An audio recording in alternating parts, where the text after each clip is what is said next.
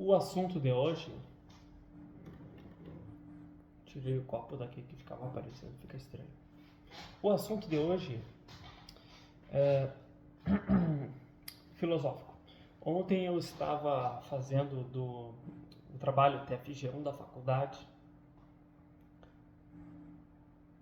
e um pouco antes me ocorreram algumas ideias que eu já tive outras vezes. Então, hoje eu vou me aprofundar mais. Antes do TFG eu estava pensando sobre isso. Durante o TFG também aí eu escrevi, claro, agora eu vou ler. Ler e depois comentar. Ninguém escolhe existir ou nascer. Aliás, existir e nascer. Ninguém escolhe existir e nascer em tal lugar e as condições. Após isso, podemos escolher dentro dessa realidade e mudar. Agir através do que temos em este momento. A inteligência geral da vida, a vida biológica, aliás, a vida biológica acontece, depois se reproduz. A consciência, o viver, seria o nosso cérebro. Parei, eu me perdi aqui porque eu fui escrevendo ideias e não conectei muito bem. O que eu quero dizer é o seguinte: a vida, depois eu continuo. A vida biológica é uma coisa, o viver é outra. Coisa, ao vício de linguagem, coisa. Vida não é uma coisa, vida é um fenômeno. O fenômeno vida. As células, o DNA, RNA, cromossomos. Sendo que a vida começou, muito provavelmente, unicelular. À medida que a vida foi se desenvolvendo, à medida que a vida foi ficando mais complexa, surgiu o viver, os hábitos que são selecionados naturalmente, o ambiente condiciona. Depois disso surge a consciência, né? À medida que a vida vai se desenvolvendo, surge o hábito do viver, que é a nossa ação, a nossa consciência, como que eu vou dizer, como se fosse um instinto. Porque até onde eu sei, as bactérias, elas não têm cérebro. O vírus, que é uma forma de vida meio que não viva, o vírus não tem cérebro, bactérias não têm cérebro, várias formas de vida não têm um cérebro de pensamento. É uma vida que vai acontecendo sem saber, sabe? O nosso corpo, a maior parte por exemplo, quantas células nascem e morrem e se transformam e a gente nem fica sabendo. Então, mesmo a gente não, durante séculos e milênios, nós não sabíamos como funcionava o DNA ou outras reações químicas e elas continuam acontecendo mesmo assim em nossos corpos. Então, a vida biológica vai acontecendo. Se a pessoa é de esquerda, se é de direita, se é ateu, se é religioso, a vida biológica continua acontecendo em nossos corpos. E a nossa consciência, o nosso viver, depende de um bom corpo, de uma boa vida, um bom organismo. Então, o que eu estava pensando aqui, e muitas outras pessoas também já pensaram, a vida biológica vai acontecendo e à medida que a vida biológica vai se desenvolvendo, nosso corpo, uma boa alimentação, boas condições, o nosso viver melhora também. As nossas opiniões, os nossos pensamentos, as nossas ações, isso é o viver. Como vamos usar a nossa vida? Porque a nossa vida, o nosso corpo vai funcionar. Se a gente tem boas condições, a gente pode ficar parado dentro da casa o dia inteiro e vai viver. Vai ficar vivo, né? Ou a gente pode sair, interagir, fazer a vida valer a pena. O bom viver. Tá, então voltando ao assunto aqui, a vida para todo ser. Amor, compaixão. Ah, tá, essa aqui é a parte mais filosófica. O que eu disse aqui foi dessa primeira parte, meio confuso. A vida, o viver, a vida se reproduz, o nosso cérebro é uma antena que reproduz, transmite a inteligência e a consciência. Um bom corpo saudável para ter uma mente sã. É isso. E depois aqui, uma parte mais filosófica. Ainda mais filosófica. Se bem que o que eu disse agora é biologia, filosofia, interpretação, né? E essa outra parte aqui, mais filosófica. Amor, compaixão não serão apenas sentimentos que foram selecionados pela evolução, porque muitas pessoas dizem isso. Ah, a gente sente amor porque é uma questão evolutiva. Se a gente não sentisse amor, a gente ia se matar e a espécie ia acabar. Então, o amor foi selecionado para a gente não matar uns aos outros, porque se mata, acaba a espécie, e aí o amor foi selecionado só para ninguém se matar, e aí ter mais gente e a espécie se reproduzir. Não, mas não é só isso. O amor é mais do que isso. Eu me recuso a acreditar que o amor seja apenas uns sinaizinhos evolutivos químicos em nossos cérebros. Não, o amor é isso e além disso também é mais. O amor é mais do que isso. Aí eu estava indagando aqui, provocando esse questionamento. Amor e compaixão não seriam apenas sentimentos evolutivos que nos ajudaram e sim, aliás, e sim, será que são verdades? O amor é apenas uma questão evolutiva para a espécie se reproduzir melhor? Amor eu digo de compaixão. Ah, a gente tem compaixão pelo outro porque se não tivesse todo mundo ia se matar e a espécie ia acabar. Não, o amor não é só isso, o amor é além disso. Amor próprio também, amar os outros, respeitar, se colocar em lugares, em outro lugar, lugar do outro. Então, aí eu questiono isso. O amor não é apenas uma questão evolutiva, blá blá blá. O amor ele é importante por si só. Então, o nosso cérebro, se uma pessoa leva uma paulada na cabeça, ela não vai mais ter amor, porque afetou a área do amor. Sim, mas o amor continua existindo.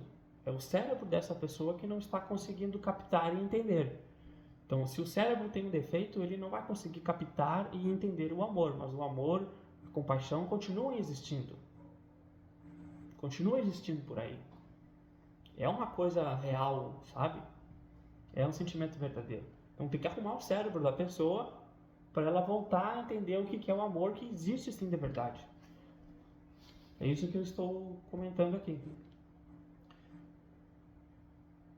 Sim, verdades que nossos corpos conseguiram captar através das mutações e seleções da vida. O cérebro se desenvolveu e começou a entender o que é o amor, o que é a compaixão, o que são os sentimentos.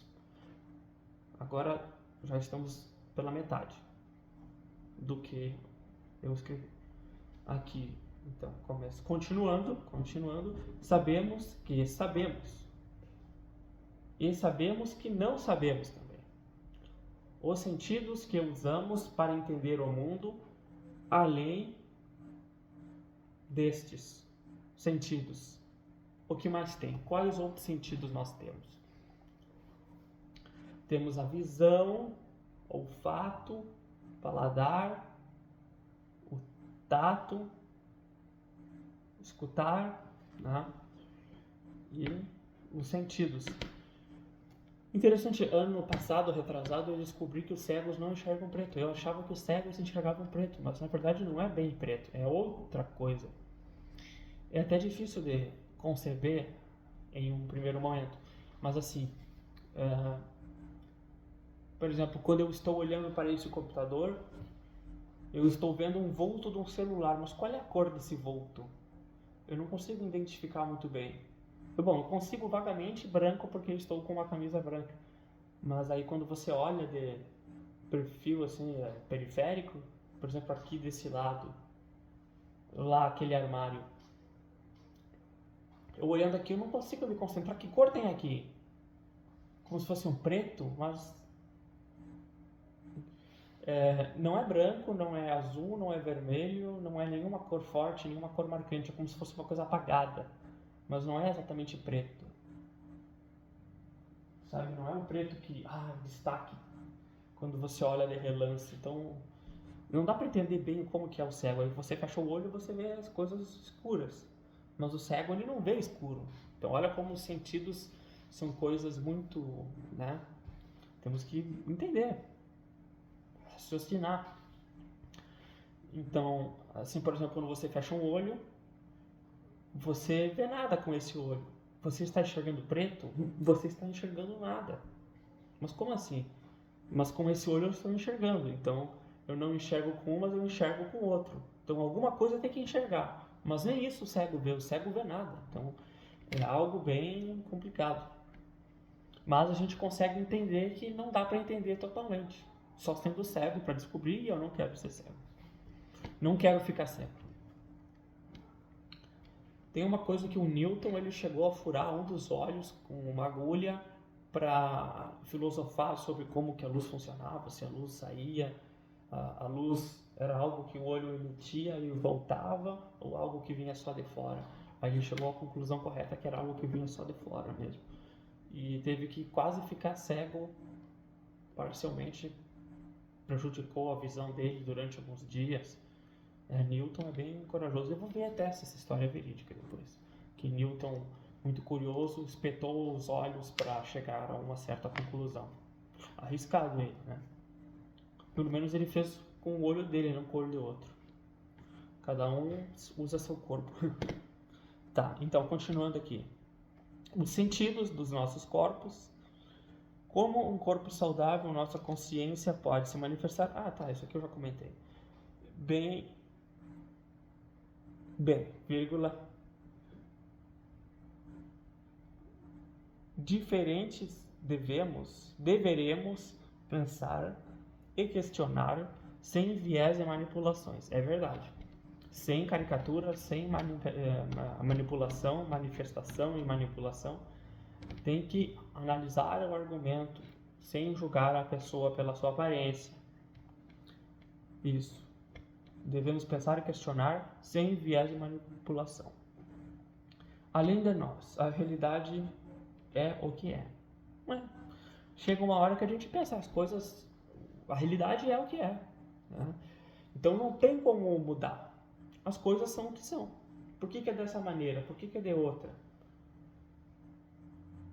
De algum jeito tem que ser. Por que é desse jeito? Por que é daquele jeito? A realidade ela é o que é, soberana. Além de nós existe algo maior. Se é ateu ou se é religioso, os planetas vão continuar as suas órbitas, o Sol vai continuar funcionando, né? Os átomos, as reações químicas, tudo isso é além da nossa vontade. A realidade é além da nossa vontade. O que fazer agora? Para mim e para os outros. É que vamos agir dentro da nossa vida, dentro da realidade. E sempre buscar melhorar. E o tempo, ele é algo existencial. O tempo, ele existe para tudo, exceto para Deus.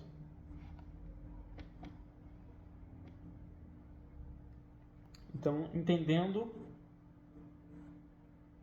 os seres, as entidades e a realidade como um todo está acima de nós. Isso mesmo. Isso que eu tinha para comentar hoje.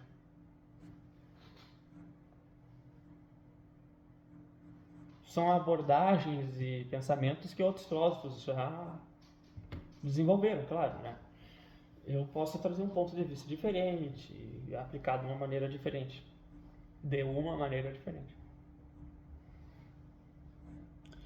Quantos conteúdos maravilhosos não foram escritos, né? Pois é. A linguagem é muito importante para manifestar o que sentimos e pensamos. O que mais eu ia comentar?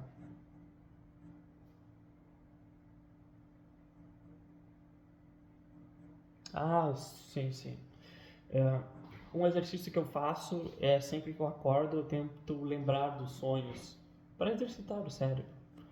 Por exemplo, às vezes tem sonhos que duram 15, 20 minutos e parece que é uma eternidade. Eu sempre tento me lembrar quando que começa o sonho, mas o sonho sempre começa de uma maneira meio aleatória, né? Os sonhos são coisas engraçadas. Aliás,